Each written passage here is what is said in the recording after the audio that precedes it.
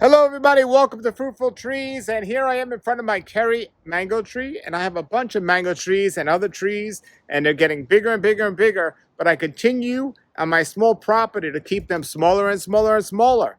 This is become a work of art to learn how to keep these small and keep getting them fruiting.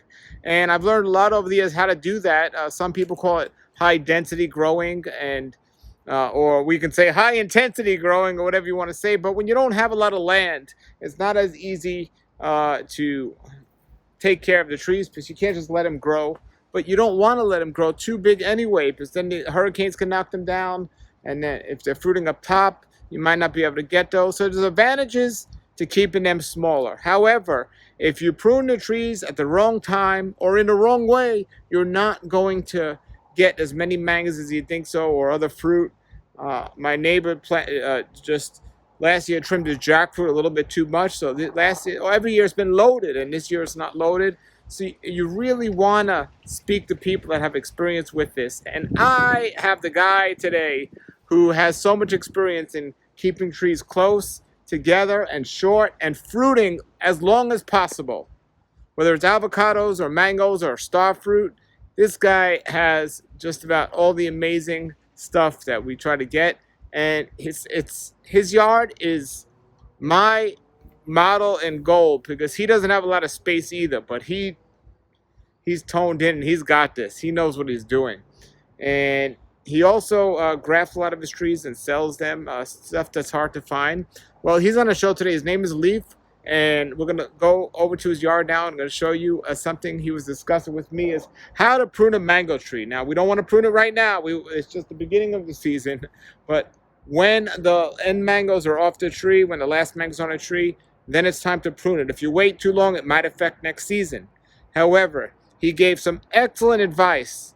And we're going to go to his yard now, and I'm going to talk about how to best prune these trees. Now, he doesn't like to be on camera, so he's not actually going to be on camera, but I'm going to be at his yard talking about these things. I'm going to put his Facebook link up below if you want to check out his yard or go there and maybe purchase a tree.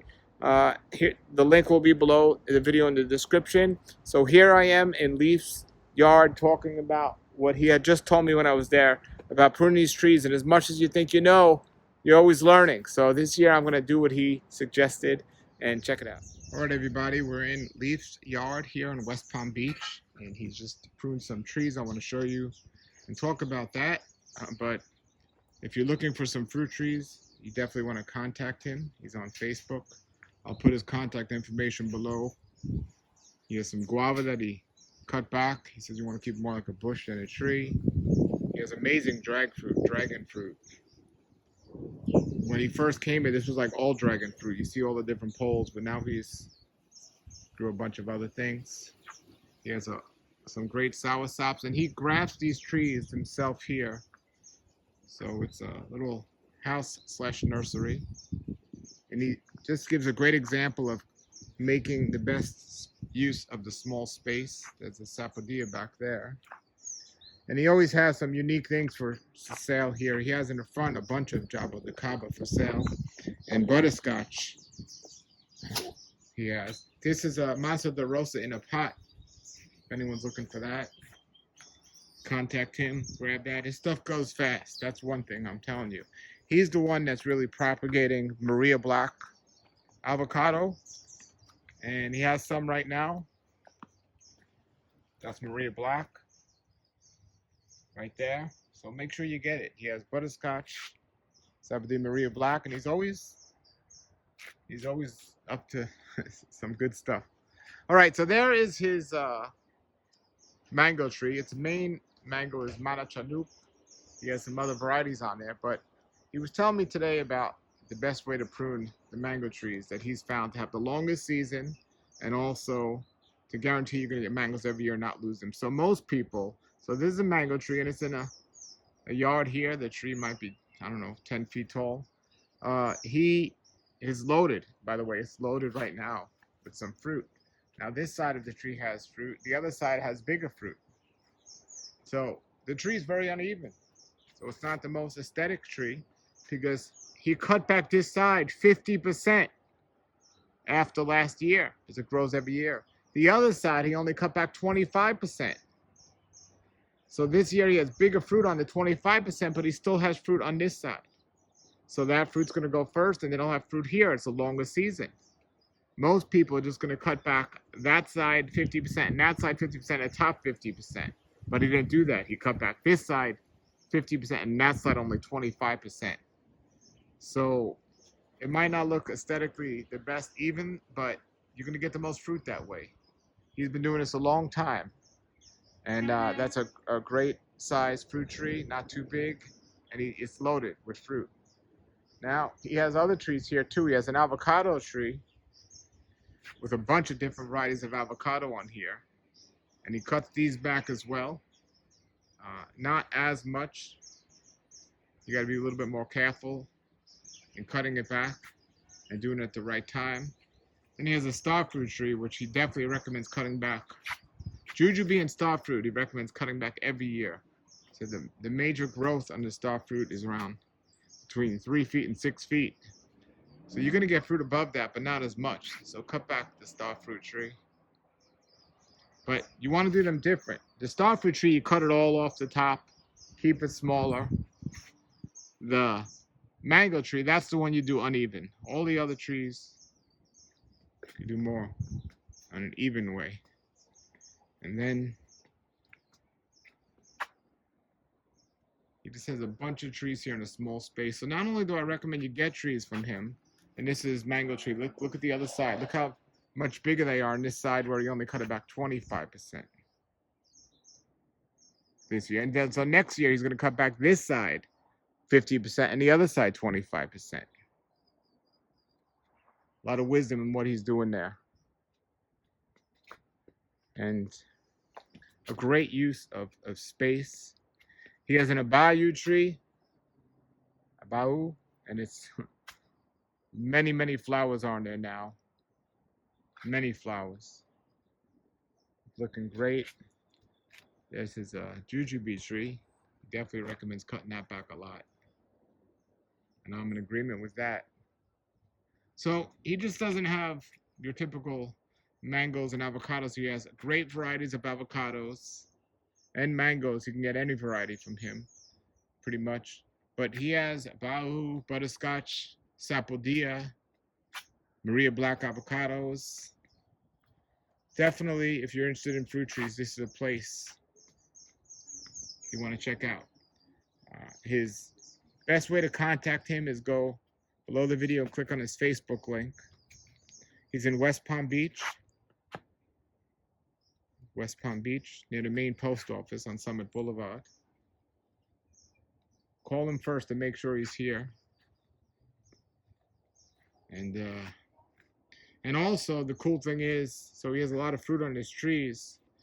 If you become a good customer of his, you end up tasting the fruit when he has it. So it's really cool.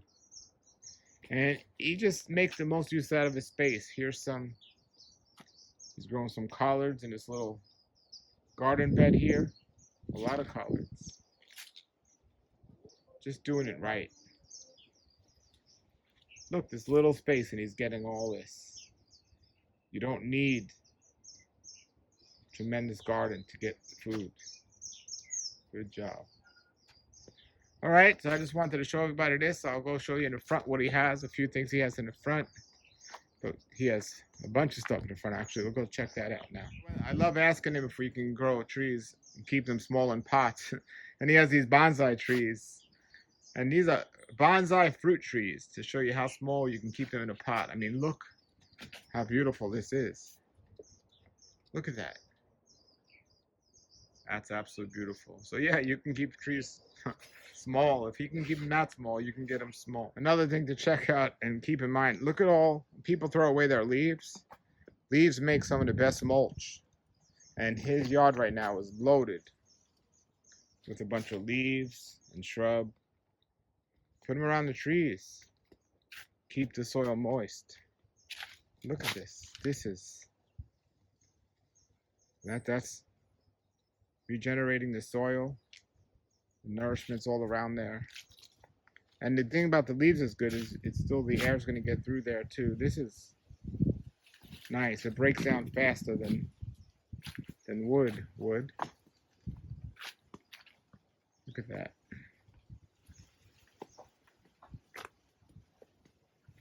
All right, if I take a step here, my foot, you lose my foot in here. There's so much. Yeah, so don't throw out those leaves. Make sure you get them. All right, let's look around the front. All right, we're walking around his front yard. Here's some kumquats. He has a little pot. But he does orchids, by the way. He has tons of orchids. But check out all these butterscotch. Wow, and these are big. If anyone's looking for a butterscotch sapodilla, this is the place. Leaph's the man. He has all these. These go fast. Grab them now. They go fast. And look at these jabos. How tall they get. Amazing. You come here, he packs them up in your car. He always has new trees coming in and going. But sometimes they're not easy to get. This is an amazing star apple he has in front of his house here. Look at these jabos. He has these for sale. These must be like 100-gallon pots, possibly. Yeah. Bunch of jabos, more butterscotch sapodilla. He has all these mangoes. There's another red.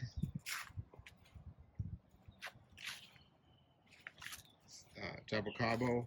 And then there's his Maria Black avocado tree. Looking really nice.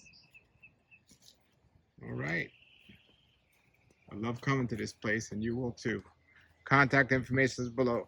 All right, everybody. There I was at Leaph in West Palm Beach, and the link is below the video to his Facebook page. Really good information. At the end of this year, every year I've trimmed this one. This is my cherry tree. I've trimmed it straight across the top. I pretty much cut it in half. And thankfully it's coming back, but this year I'm going to do it different. I'm going to do what he said. I'm going to just do one side 25% and the other side 50%. And then the following year I'll do the other side 25 and the other side 50. And we're going to start experimenting with that and doing that. I think it works, but he has the experience. Every time I go to his house, his trees are rocking. So I'm listening to that guy. All right, everybody. Until then, have a blessed day. Keep growing, and thanks for watching. Thanks for subscribing. Put your comments below. Please share this with others, and have a great day and keep growing.